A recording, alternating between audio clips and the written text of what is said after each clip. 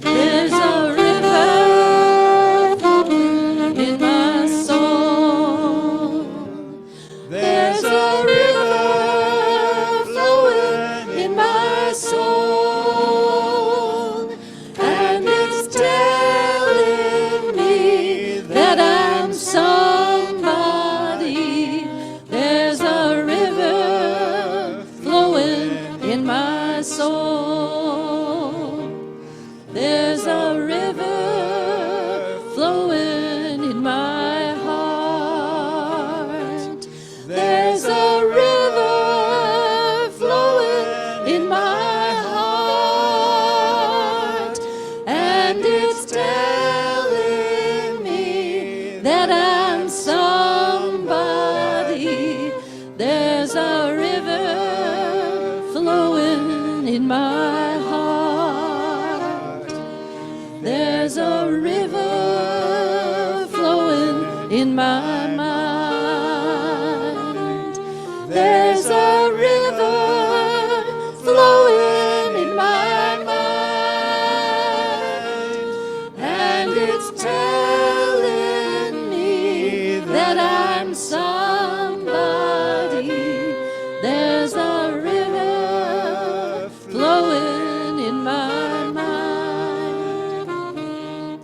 There's a river flowing in my soul. In my soul, There's a river flowing in my soul, and it's telling me that I'm somebody. There's a river flowing in my soul. there's a river flowing. There's a river flowing. There's a river flowing. There's a river flowing in my soul.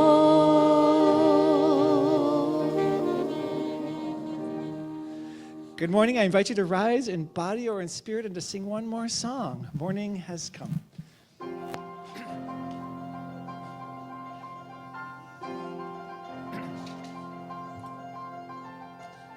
Morning has come, arise and greet the day. Dance with joy and sing a song of gladness.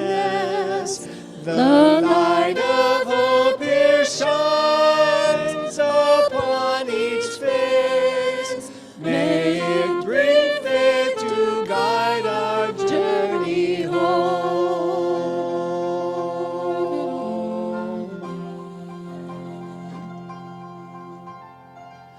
A new day dawns, once more the gift is given. Wonder fills this moment shared together. The light of peace here shines upon each face. May it bring faith to guide our journey home.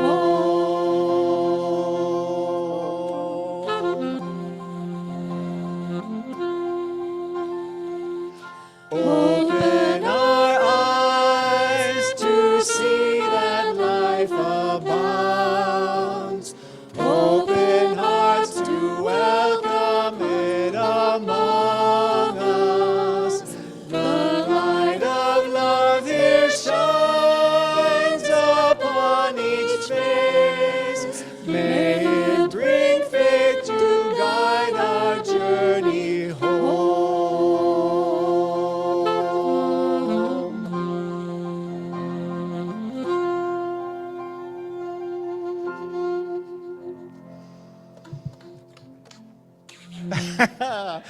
Good morning and welcome.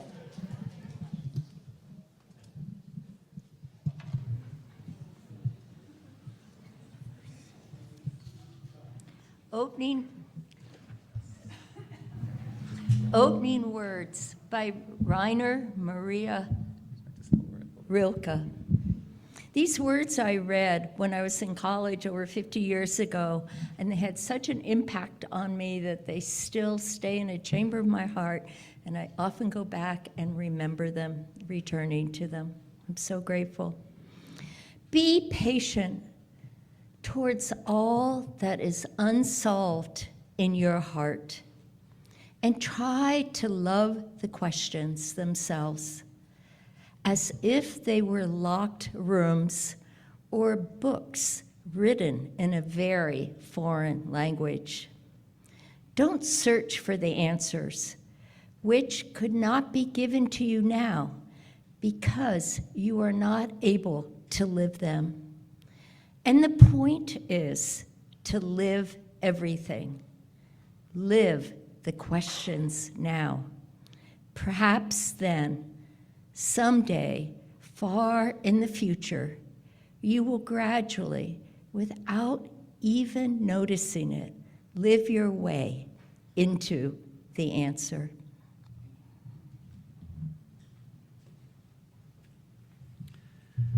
Carol, thank you for being worship associate today, for bringing that reading, and for the setting, for adapting the setting for today with a giant question mark, no less. So I invite us to release ourselves from our cell phones, and if you haven't actually checked, now's a great time. I always need the reminder myself just to turn that ringer off so we can be as present as possible to each other and to the time together. I'm the Reverend Kevin Tarsa. If we have not met, welcome. We're so glad you're here. We're about to greet each other. I'm about to invite you to say hello to people. And each week, I invite you to say hello in the way you sense the person you're talking to might want to be greeted or said hello to, right? Not everyone wants the same kind of greeting, sensitive to whether someone wants a handshake or not. Or if you're inclined to hug, to ask permission for that possibility. So sensitivity. But I also want to point out that on Sundays, it's one of the loudest times in the service. And I've watched some people sit there like this, right? If you're sensitive, that's a lot of sound. So not that we're going to be able to bring that volume all the way down, but just to be sensitive, and also to let those who are sensitive know that through here in our music room, it's taking on the aura of a chapel, there's also a video monitor set up, and if for you a quieter space would serve you best, just know that that's an option. So I invite you to take a deep breath and to get ready, because you're about to say hello to people. You might have to call up some strength and energy and courage to do that. But I invite you to do that as warmly and as genuinely and as honestly as you can this morning. I invite you to greet one another, whether you're in the room or in the Zoom room.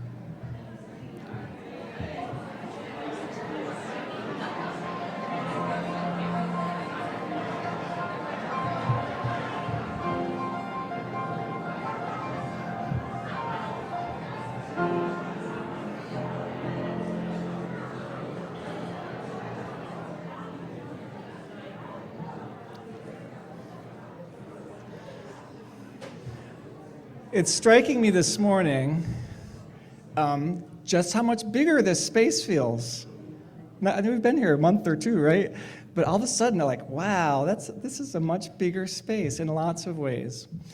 So while we're talking behaviors, at this point in the service, sometimes people will get anxious, like, shut up, everybody, get quiet. I have no qualms about just letting it go where it needs to go, right? We'll trust that you'll bring it back. I don't want to say there's no rush, but just let that happen naturally. So if you're inclined to fret about it, just know that up here I'm not fretting about that. We just let it come down. It's beautifully done today, thank you. I invite Rod Taylor to offer our land acknowledgement.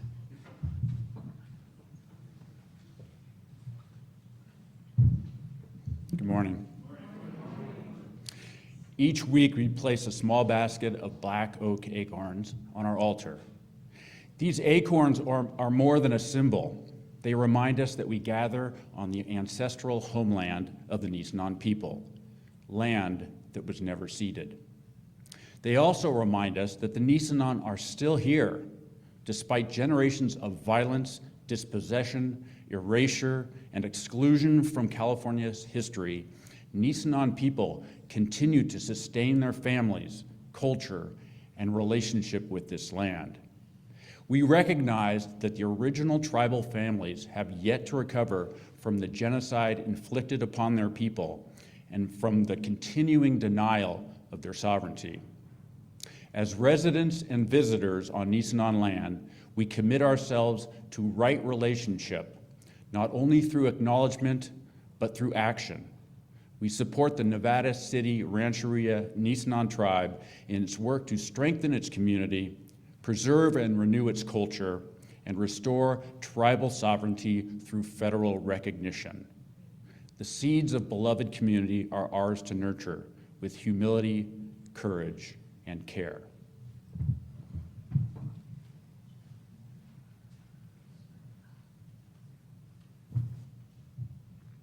Good morning, everyone. Nice to see you. We light this chalice for the questions in our hearts, for the unresolved mysteries, for the knowing that questions can be as illuminating as the answers.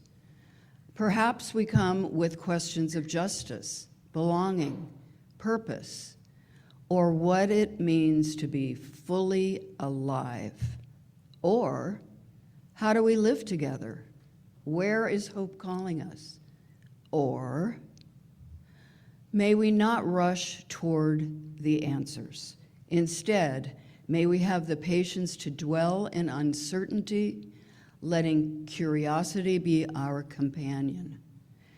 May we discover every question is already a path, every inquiry a form of prayer, opening our hearts, deepening our compassion, and uniting us to a larger truth.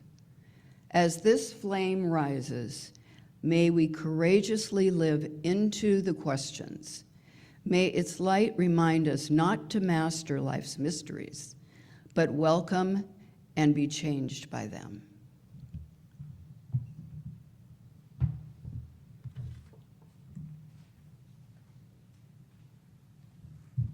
Thank you, Patricia.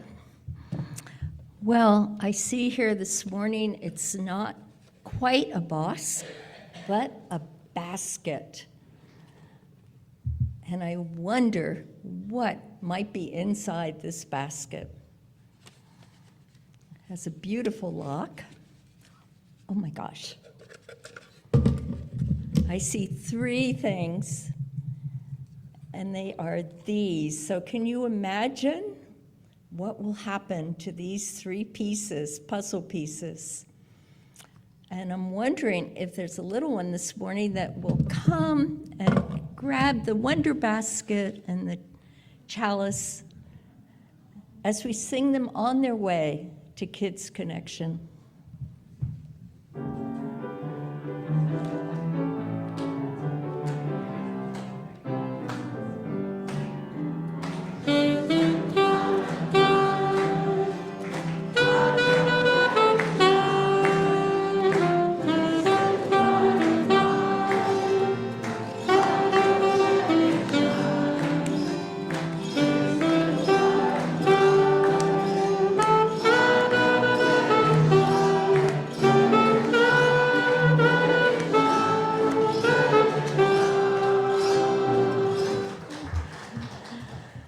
Welcome and good morning to all of you here in this room and those of you on Zoom to this first August service at the Unitarian Universalist Community of the Mountains.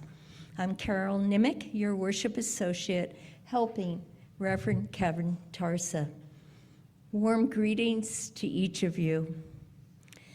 This morning, we're exploring how questions offer meaning to our life experience. We have the opportunity to pose questions to Rev Kev.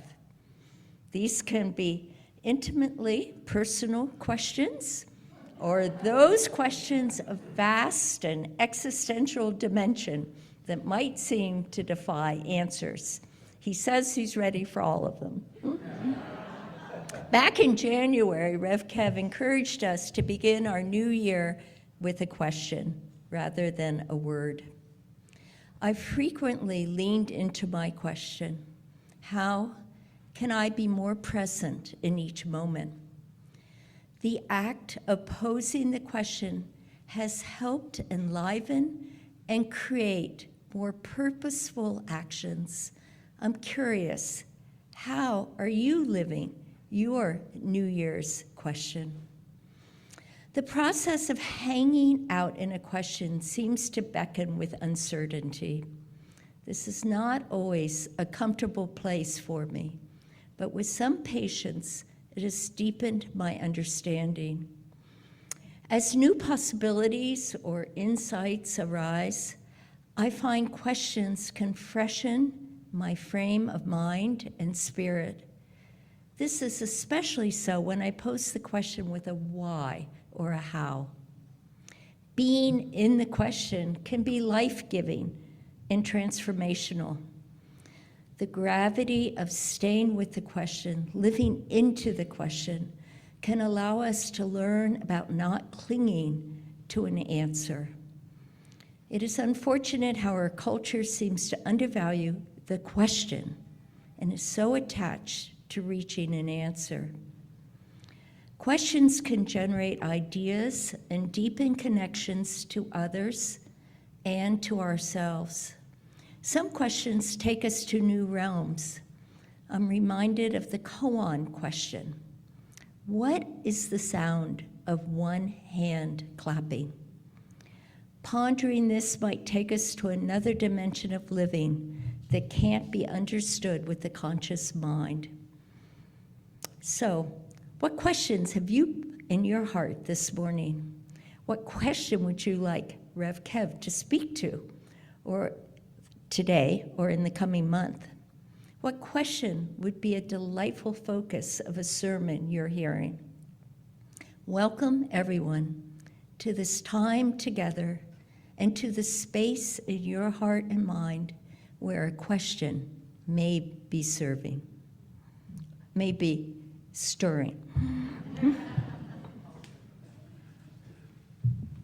Yes, stirring and serving. Yeah.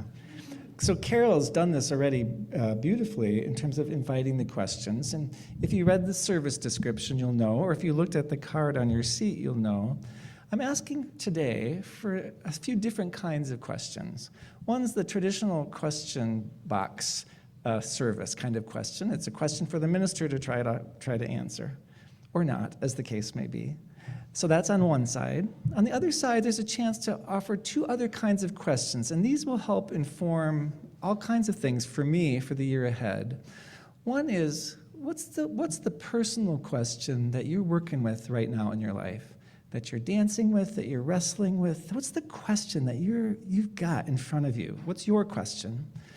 And then the third one, number 3, is what's the question that you think is on a lot of people's hearts and minds? In other words, what's the question that's big enough you expect a lot of people are wrestling, dancing with, working with this question, and it might warrant a whole service or a whole series of workshops or something, right? It's a big question that we really want to be working with.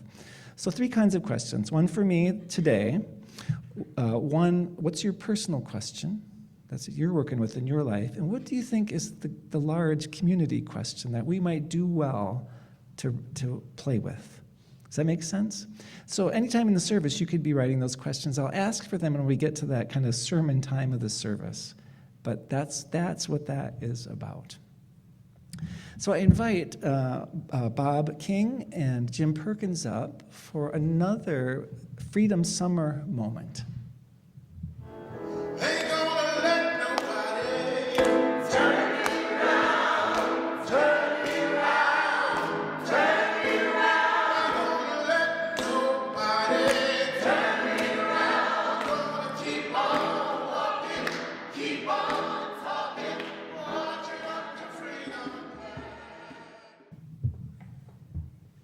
Good morning. In 1925, A. Philip Randolph was the lead organizer of the Pullman Porters Union, the first predominantly black labor union in the United States. The Pullman Porters received low wages for extremely long hours, working on segregated trains and were often treated poorly by white bosses and white patrons. My father and two uncles were members of that union and taught me the value of working for social change.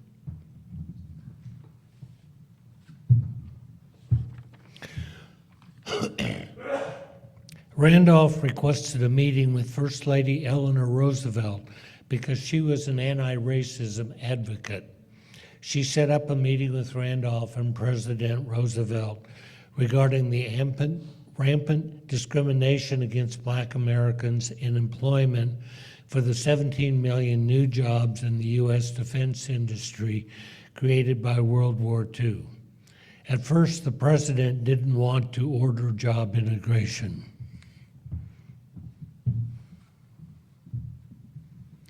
A. Philip Randolph understood, and I quote, "Justice is never given. It is exacted, and the struggle must be continuous, for freedom is never a final fact, but a continuing, evolving process to higher and higher levels of human, social, economic, political, and religious relationship." In response to the president's refusal, NAACP's Walter White, Randolph, and other Black leaders threatened to bring 100,000 African Americans to Washington, D.C. to protest systemic hiring discrimination. Roosevelt realized that to expose American racism publicly while at war with Nazi Germany would be seen as bad public policy. To avert this mass mobilization and unite the country for war, President Franklin D. Roosevelt signed Executive Order 8802 in 1941. This order banned racial and religious discrimination in all defense plants and government agencies, establishing the Fair Employment Practices Committee to investigate violations.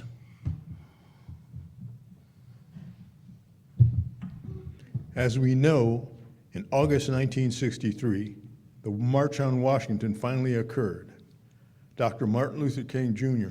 delivered his iconic speech, "I Have a Dream" speech. Standing next to MLK as the chairman of the march, A. Philip Randolph read the specific demands of the march in front of the Lincoln Memorial. The decades of planning and protest birthed the Voting Rights Act of 1965, a U.S. federal statute that until recent Supreme Court decisions guaranteed protection against racial discrimination in regard to voting. The demands of the 1963 March on Washington for Freedom were fair wages, economic justice, voting rights, equal education, and long overdue civil rights protections. In 2026, it is time for Americans who believe in voting rights to write, speak, and stand up against any disruption, suppression, or denial of any American citizen's right to vote.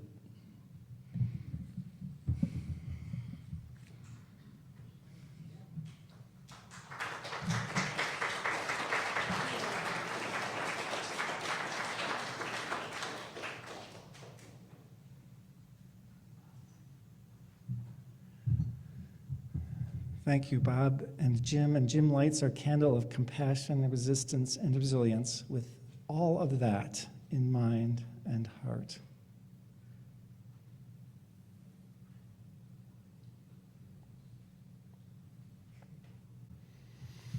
I invite you to maybe start there, to look within as we prepare for this weekly ritual of honoring the joys, the sorrows in our hearts. Periodically, I'm reminded that the joys get short shrift at this point in the service. So if you've come in with a joy, or many, how marvelous. Maybe it's some unexpected gift.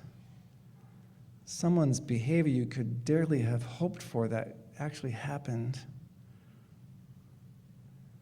Maybe it was just tremendous beauty that awoke your heart on a walk or in the garden this morning.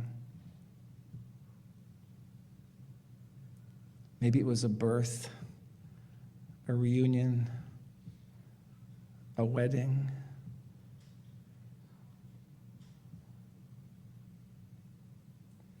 And maybe there's some things for you that are just sort of meh, in between, neither here nor there.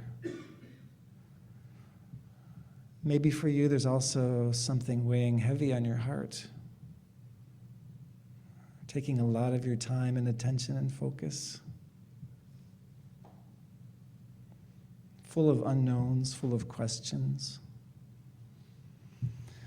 This is the invitation to notice what's going on in you out of a full and busy week, perhaps. What's present that's reaching out to you for your awareness, for your attention, maybe even for your action.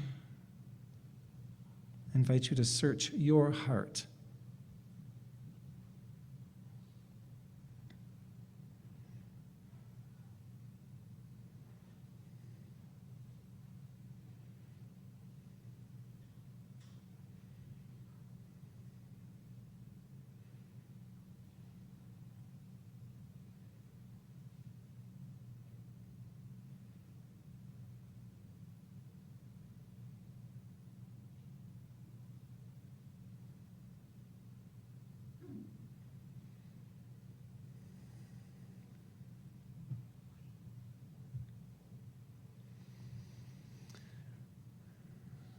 Akin to lighting a votive candle, as I did in my Catholic childhood, right, for those prayers of all kinds.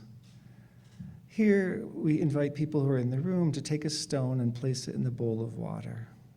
It's our version of lighting a votive candle, of honoring what we're holding and honoring all that holds us. If you're on Zoom, you have a chance to type into the chat some portion of what you're carrying. You get to name that to each other. It's one of the gifts of being on Zoom.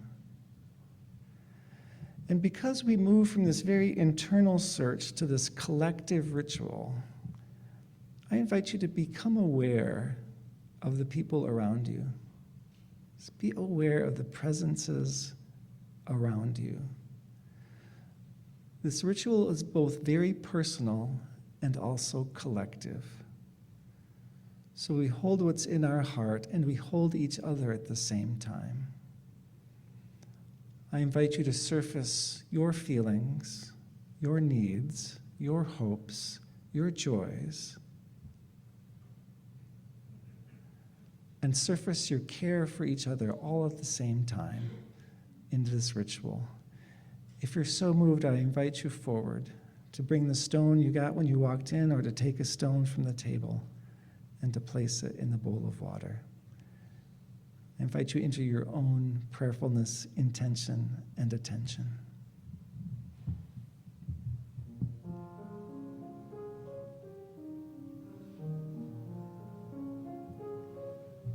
I'll invite you to start with the front rows and to work our way back. So coming down the center and returning on the outside will make that simpler.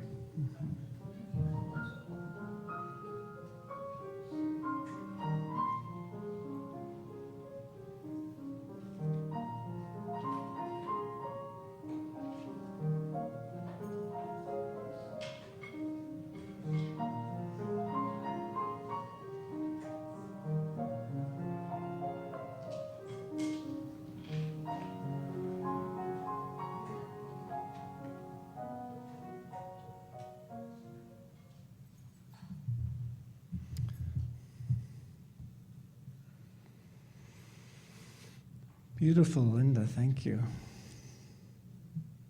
Something about being accompanied by music that changes things. I invite us, in this prayer and meditation time, we rotate through a variety of things. I invite us this morning into a shared silence, recognizing the power of such a thing. So I invite you to unwind your body as is helpful.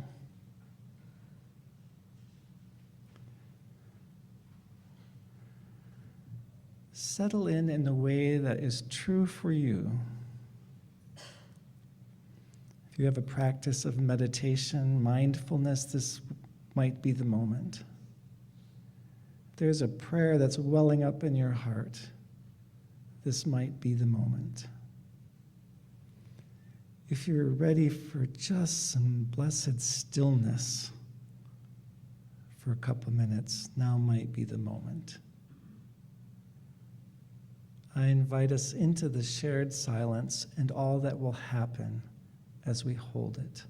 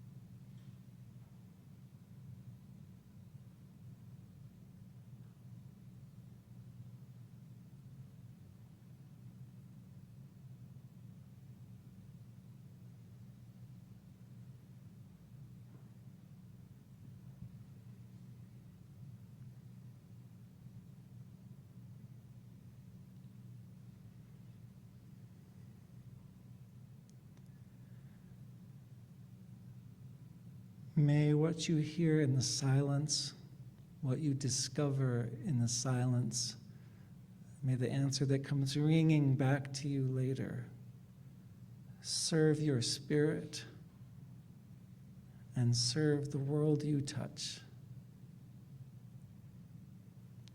So may it be, and amen. With gentleness, I invite you to carry that upward and to rise in body or in spirit, and to sing Gathered Here. Sing it together a few times, and then as a round for those who like a heads up. I invite you to rise in body or in spirit and to sing.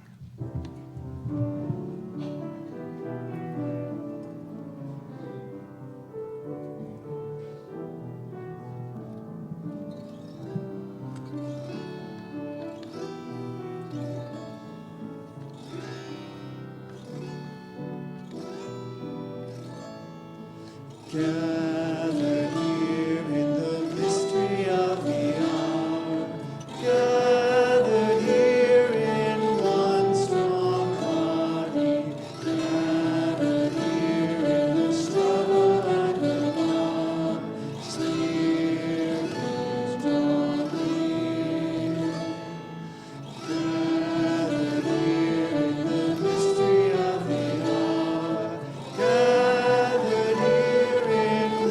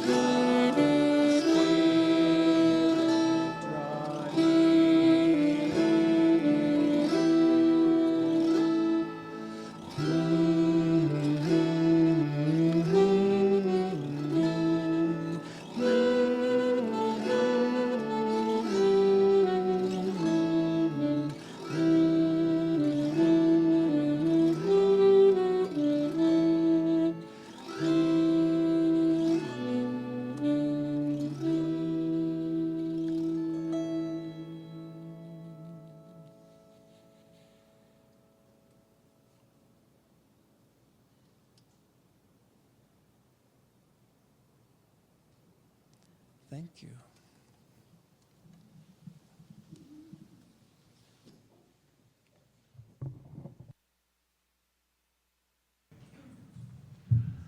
Allison, I'm going to ask for your help. So if you've got your questions, I invite you to pass them to the center aisle. I'm going to ask Allison to just run grab the whole stack.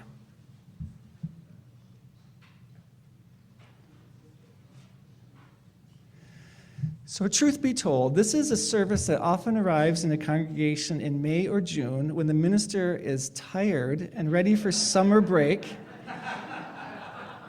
and when the sermon wells are dry. That's not quite the case here, but there's a touch of that, I suppose. Thank you. But it also, for me, is so informative, right? It helps me know what's in your heart and mind in a very compact way. So I reserve the right not to answer a question. Folks on Zoom, I'll be looking at chat in a few moments. And a couple came in online. A couple people took advantage of that chance to send them in ahead of time. So here was the first one. As you use, how can we expand our hearts to recognize the inherent worth and dignity of committed MAGA folks and their leader? How can we avoid guilt and or judgment of ourselves when we can't quite live up to that aspiration? So the first part of that I want to say is part statement, part question, right? It's naming a need, a truth of how do we hold compassion? How do we not discount? How do we not demonize, dehumanize someone who appears to be approaching the world so very differently? Wow.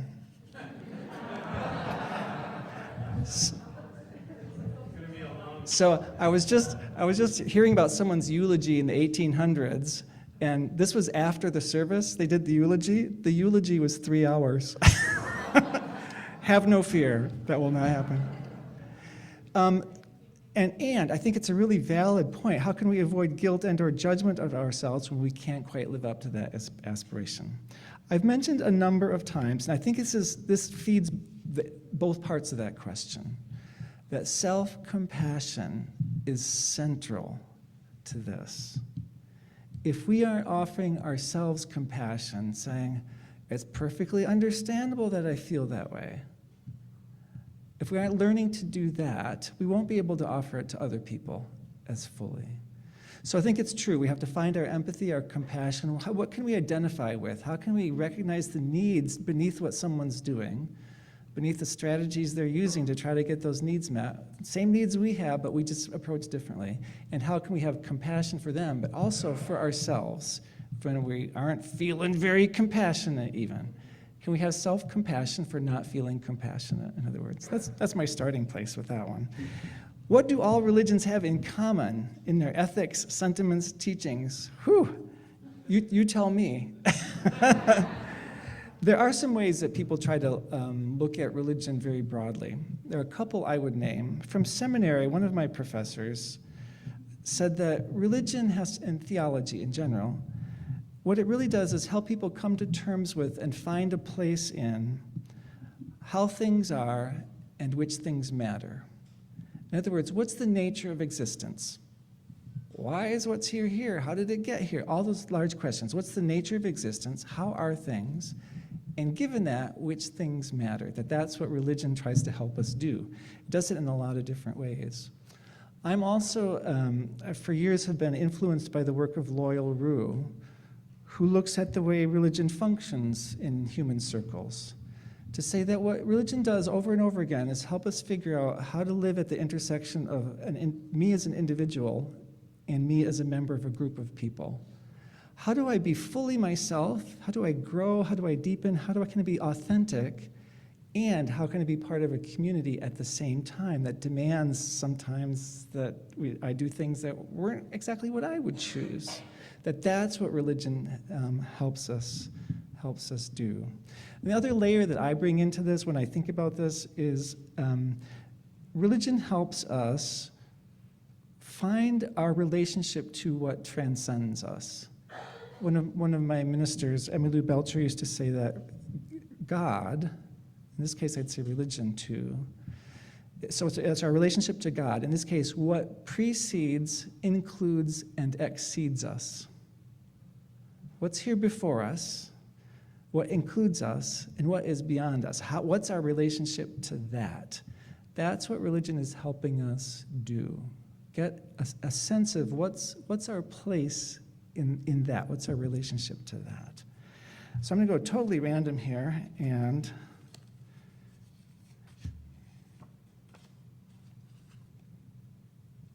how do you need support to continue your service addressing our community in depth and in moral values, and enough empathy beyond self and our town? Interesting question. I think the support is authenticity. I got lots of permission to go spend time with my sister as she was dying. That was a tremendous gift. That was tremendous support. And I think being in the conversation together, that's really the support that supports me.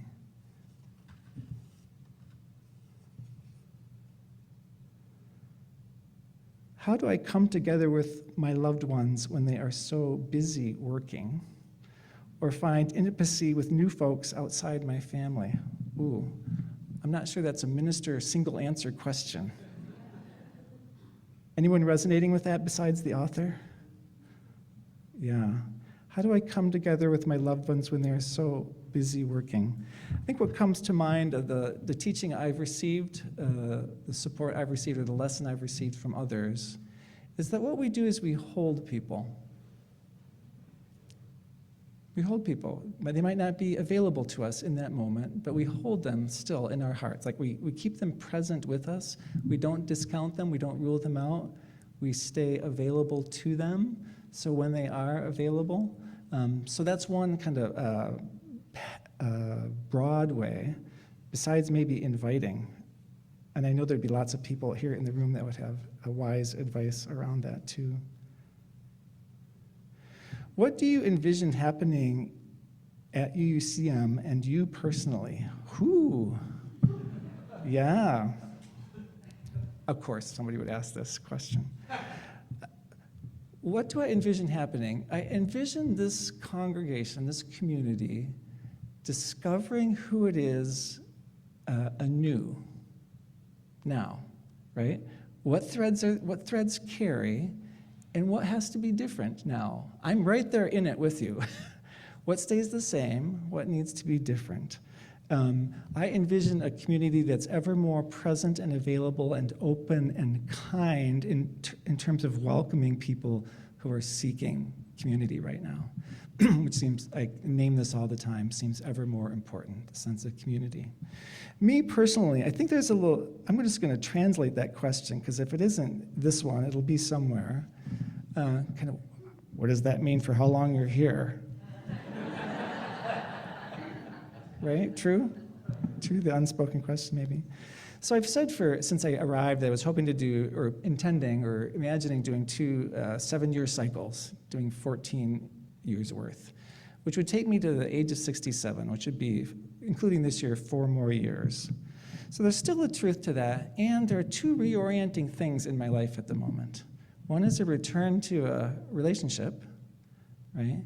And the other is the death of my sister. And the meaning of that has yet to be known, right? That is unfolding. So she's 2 years older and did not make it to the age of 65. So there's this thing about thinking I'm going to retire at 67 when my sister did not even live till 65 that I'm coming to terms with, right? That mortality piece. So I'll name for the folks who don't know that in our tradition, ministers are called by the congregation. The congregation votes on whether and who to have as a minister.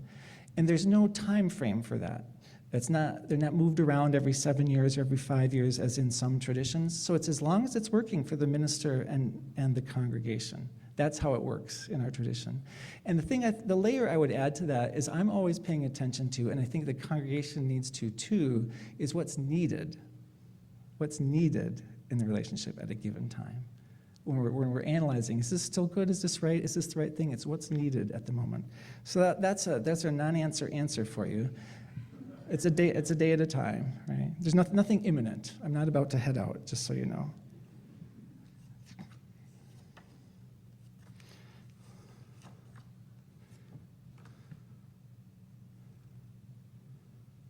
How does one stay with God and feeling it?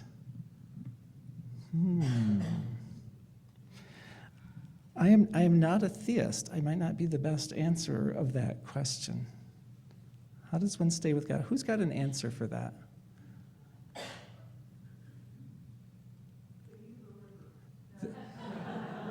The Yuba River, right? And I hear laughter, but also so many people here talk about their spiritual center being fortified or met, or the nexus point for them is out in nature, right? Off in the river. There's a truth to that, right? Where it's kind of removing the human element for a moment. Who else has an answer? How does one stay with God and feeling it? Welcoming moments of transcendence, often with music. Welcoming moments of transcendence, often with music for you.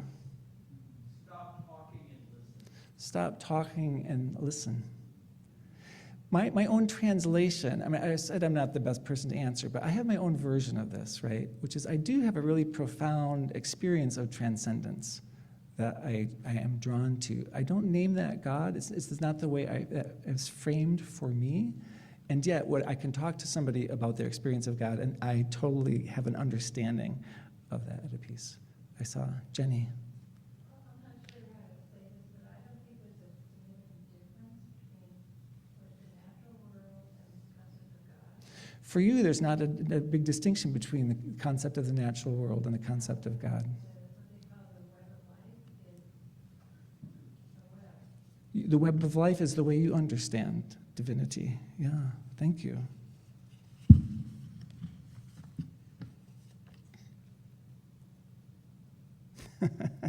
Yes, are you likely to move away question? Yeah. More explicit.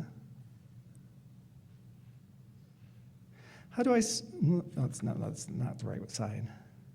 What does your favorite day look like, beginning to end?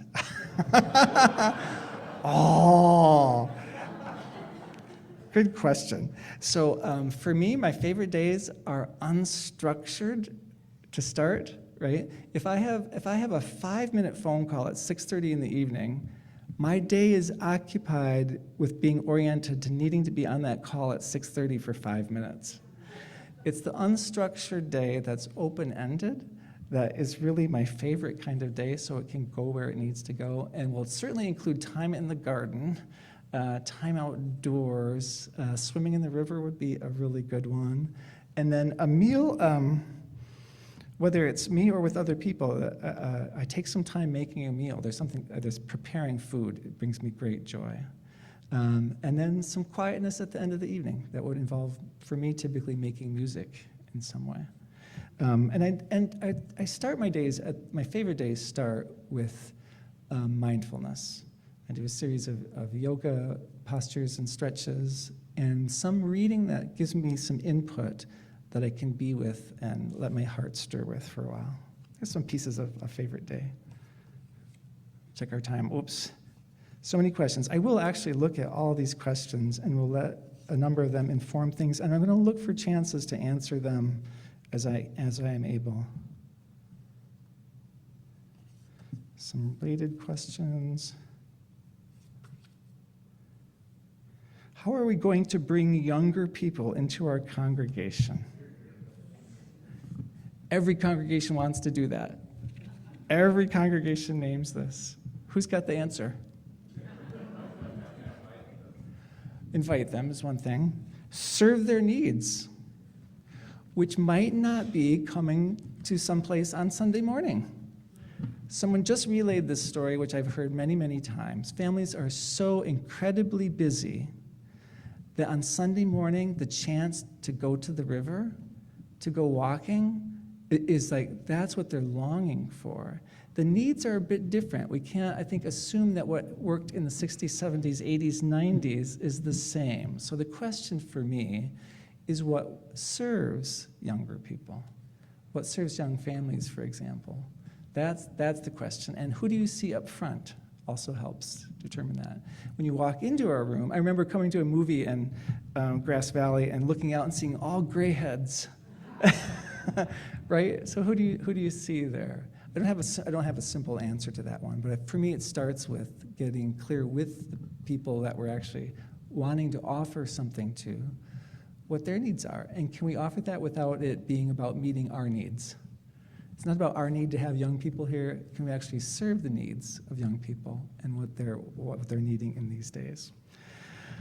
Wow, preciously short for this stack of questions. But thank you. Oh, and I didn't get to the Zoom one, so let me get at least one Zoom one.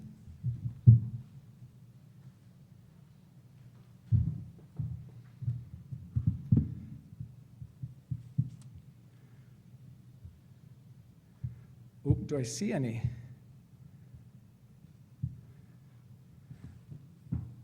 Oh, we don't really have any questions. Time-wise, that's perfect. But you can still send that. You can still send them to me also. Thank you for that. The piece of ministry that serves me so much is being in the middle of the questions with you. That's partly why I ask, what are your questions? How can we be in the middle of them? Because in our tradition, I have a viewpoint, but it's just one of 170-ish or so in the room at the moment, right? And we're all in this together. So thank you very much. Amen. Amen. So may it be. Blessed be, and Ashe.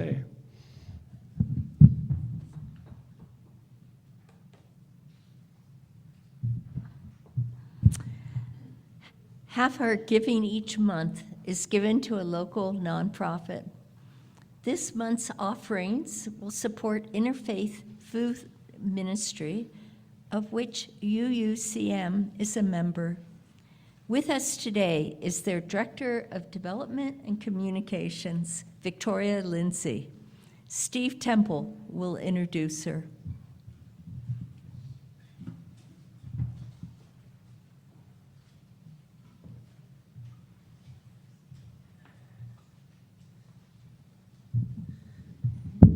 Very happy to introduce Victoria. I drive 15 to 20 hours a month, the big truck for Interfaith, and Ann Lyon is our board member representative on IFM, and Paul is currently leading the group of, Paul Elias is leading a large group of people. I'm not going to try to name them all, and also, Keith Johnson led this group for a number of years before Paul took it over. So I'm very happy to introduce Victoria Lindsay. Victoria is Director of Communication and Development, and that's a really, really big job. I'm going to let her talk about all the things that it involves, but she's doing a darn good job of it. She reminded me, she just told me too, it's part-time. And it's such a huge job there, and it's very successful because they're now consistently getting the Best of Nevada County awards annually. So, Victoria? Thank you. Yep. Hi, everyone. Thank you so much for having me today. I know I see a couple of my friends there. I know I see my friend Karen. As they said, I'm Victoria Lindsay. I'm Development and Communications Director for IFM, but I'm also IFM's biggest cheerleader. We have been voted Best Nonprofit 2 years in a row by our community, and that is because of our community. We only have about 5 employees, only 2 are full-time, so it's all through the power of our volunteers that make this happen. We distribute almost 2 million pounds of food annually to our neighbors in need. We have been through so many challenges that continue to happen. Last fall, during the SNAP crisis, when food assistance benefits were not going to be distributed to people, it was a really difficult time, but our community really stepped up and showed up for our neighbors who need it. And we're continuing to face more problems with changes to food assistance benefits and new requirements, and people that were eligible are now no longer eligible. So there's a lot of unknowns. But what I do know is that this community is incredible, and we show up for one another, and I could not be more honored to be a part of everything that happens here. IFM is made up of about 15 or 16 member churches. We started back in 1987 when everyone came together, realizing when we come together, we can help more people. And that's what IFM is all about. It's about helping people. It's getting food on people's tables. It's the most basic need, and everyone deserves to have food on their tables. And that happens through a lot of different ways. I could talk about the good work that we do at IFM for a very long time, so I'm going to try and keep it short, but I do love talking about it. I will stay after the end if anyone has questions on how to get involved or how to support us. Monetary donations go so far for us. We have really strong buying power, so any dollar that you donate, we stretch that 4, 5, 6 times that amount to get food on our neighbors' tables. So it's all through the power of our volunteers. I know you have a wonderful group that comes on Tuesdays to help us pack and sort and go through everything and make sure that it's ready for Wednesday morning to hand out. So if you're interested in learning more about volunteering, getting involved, any of that, please let us know. And thank you to, if anyone is here, part of the Tuesday crew that comes and volunteers, thank you so much. You're there consistently showing up for our community, and it really does take all of us. So thank you so much. I love your new space. I'm so happy to be here at your new space for the first time, and I'm just really happy for all of you as you continue to grow and find community here, because community is really important. So thank you.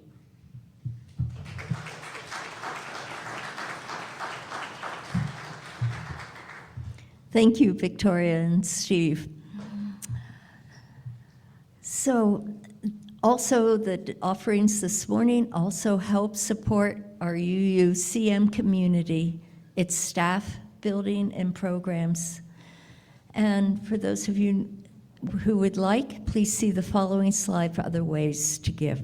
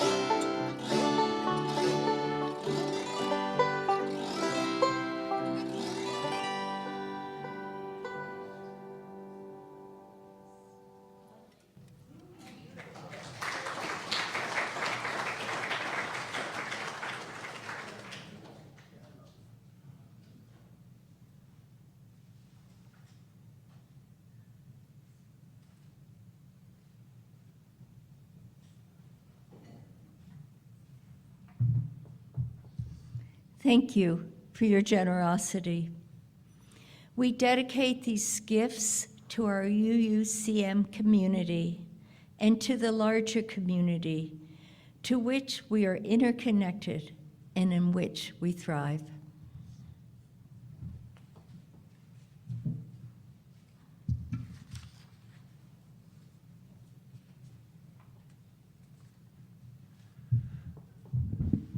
Thank you for the music. Yes, yes, really lovely. Carol for worship associating to our readers, to everyone who's part of the service. A couple things I want to name. One of the ways, simple ways to support the community is to bring some goodies on Sundays. There's even a sign up for it, but don't let a sign up stop you. Feel free to bring goodies on a Sunday morning and to help out in the kitchen. George, thanks for being our lay pastoral care presence today. That was George you may have seen at the entrance to the service. Thanks to Eileen for being there every week to week online. Thanks to everyone who helps a Sunday morning happen. I actually just got through all the cards in terms of the Kevin questions. Some really beautiful threads in there. There's several about, should I become a member? And can I become a member if I can't do as much? Or can I become a member within my constraints? There's several about what this community is going to be, where is it going? I'll pick up those threads and I'll share back with you via the e-chalice most likely, gradual responses to these, but also what are the questions that came in. Thank you very much. A few announcements for this week. Speaking of becoming a member, one of the first steps to find out just more about what this whole thing is about is to come to UU 101. It'll be today after the service at 11:30 in a room it's the very first room outside the social hall, the back of the social hall. We'll have some snacks there available and we'll spend about an hour and 15 minutes. It's a chance to get to know people. Current members are welcome to come do that too, as well as anyone who's just wanting to find out more. It's that very initial step. This singing meditation happens this week on Thursday. Come sing. It's one of the ways we take care of ourselves in these times, is to come chant and sing together for an evening. It's really quite beautiful at 7. This week there's a postcard writing on Monday morning, and as Gail pointed out that some people think you need to come to the party to write postcards. No, you can take postcards home with you and write them in your own time and space. So you're not limited to the party, but it's a chance to do it together. The men's group meets each Wednesday. And Arts and Crafts Drop-In is happening every Friday, so a chance to come and work on your materials and talk or not, as the case may be. Always the website has more, and please sign up for newsletters and see what's happening. That'll be unfolding and growing as we head into the year here. So the song that you were just hearing, the music you were just hearing, is the song we're about to sing. So hopefully it sounds familiar by the time we go to sing it now. Mustard's Retreat is a group from Ann Arbor. It's changed over the years. They've been around for 50 years. I heard them in folk festivals throughout Michigan back in my 20s and 30s. And David wrote this song, and it turned out to be for a Unitarian Universalist setting. His original title was, I put the wrong title. This is the old title. Ours is a Simple Faith, because that's how I knew it. Ours is a Simple Faith. The UUA has it now in the virtual hymn book, but asked for a change. It said, would you call this, please? Ours is a living faith. Life is a short embrace. I wonder what I did with the lyrics. I'll be curious. If you see simple, it should be living. Ours is a living faith. I invite you, because it keeps unfolding, I invite you to rise in body or in spirit and to sing.